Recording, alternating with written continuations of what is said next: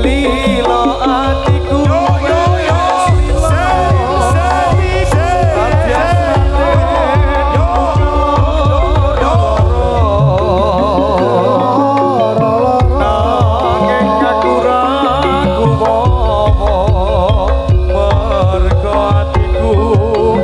kebacut tresno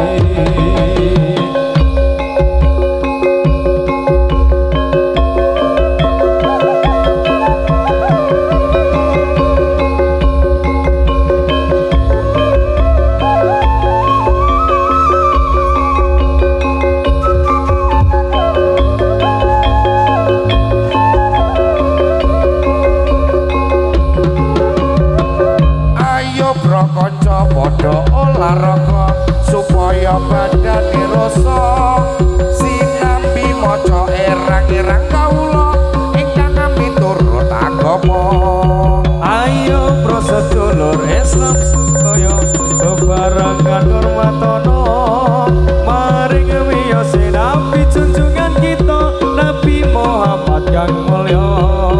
Ayo pro kaum muslimin muslimat sarta pemuda fatayat padha kiyatno anggone menghormat maring wiyose Nabi Muhammad.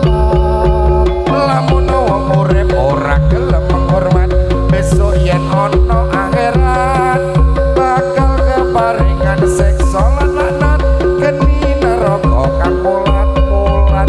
Lafalinatina indallahil Islam iku dawuhnya pangeran agama munggu ing Gusti Allah Islam iku den lakoni tenan. Nanging sing padha gelem menghormati maring miyose Kanjeng Nabi besok yen kita tumeka ing pati dikajar swarga kang edi. Ayo pro sedulur kata tidak netep ana ing kewajiban ayat kang kasebat ana ing dalam Quran terang dawuhe pangeran. Mila sedulur kang samya preksa ugi enggal ditindakno agama Islam kang luwih utama iku dadi kewajibannya.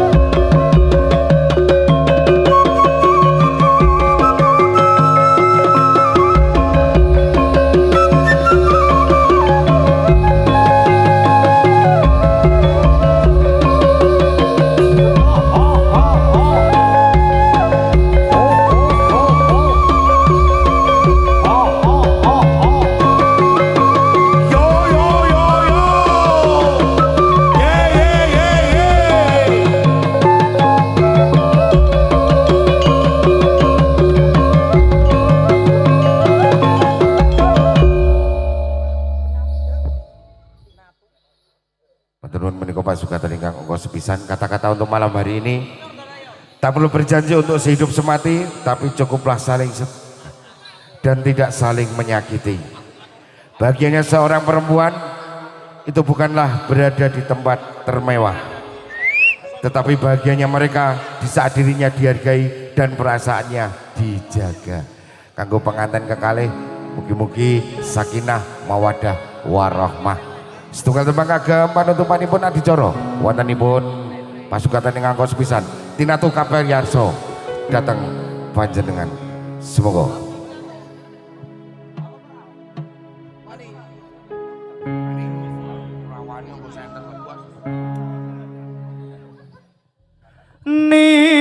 jangan pernah datang untuk kedua kalinya jika hanya meninggalkan luka yang sama.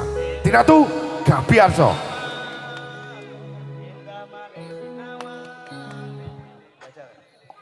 Indah manis sinawang es mulir madu kinambar ing tawang senadyan mung semu bungane atiku Anger bisa sesandingan mungkin cerita katresnan ananging sewaktu sangat seliramu